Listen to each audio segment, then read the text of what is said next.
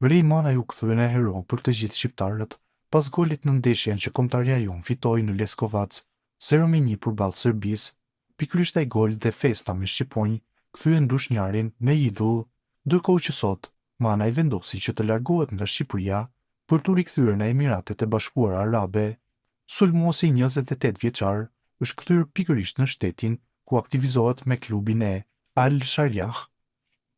Është vetë futbollisti i cili ka publikuar një foto nga ashensori, duke treguar që tashmë është në Dubai. Trajneri i njohur serb Milovan Djorić ka hedhur dyshime për mënyrën se si Serbia u mposhtë ndaj Shqipërisë në Leskovac.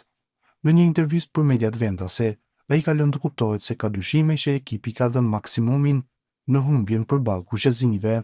Unë isha në Leskovac e pash ndeshjen, kanë kaluar disa ditë, por jam ende i sëmurë prej saj. Kam një shije të keqe në gojë, nuk di çfarë të them, një ndeshje e çuditshme në një atmosferë të çuditshme, ndjehem keq. Lojtarët tanë hynë në fushë ndaj Shqipërisë pa shumë emocion. Ishte e dukshme që nga fillimi. Pse? Nuk e di. Ata bën gabime të pabesueshme. Mua më pëlqen Milosajević shumë, është një xhavahir. Ai bëri gabim që në minutën e parë dhe nuk doli më nga ngërçi. Gjatë 90 minutave ndodhen gjëra jo futbolli, kur i gjithë skuadra, një lloj si ndeshja ndaj Panathinaikosit në Athinë, sikur ta kishin kopjuar, tha ai. I pyetur më pas se mos kishte ndodhur gjë me lojtarët serb, si në rastin ku ata pretendojnë se janë helmuar me dashje në ngjarjen e Athinës në vitin 1971, Djorić aludon se kishte diçka tjetër. Jo, padyshim nuk i helmuan, por ishte sikur diçka kishte ndodhur. Kishte një ndjesi të keqe, një ndeshje e çuditshme, ata mund të bëjnë shumë më shumë. Ishte e gjithë skuadra u ndal.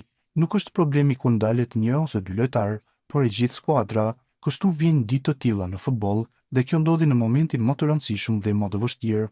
Nuk do të thosha se lojtarët tanë nuk deshën. Nisi keq dhe mbaroi keq. Pritej fitore, por ata ishin të friksuar për një rezultat negativ. Nuk ishin të sigurt në vetvete dhe ajo që ndodhi. Dušan Vlahović humbi rastin e 100 në pjesën e parë e çoi topin jashtë. Mitrović luftoi, por nuk krijoi asnjë rast, nuk ishte mes fush. Rëndësia e ndeshjes pat efekt mbi të rinj si Stanković e Samardžić. E gjithë skuadra luajti në nivel, tha trajneri i cili në karrierën e tij ka drejtuar edhe Jugosllavinë.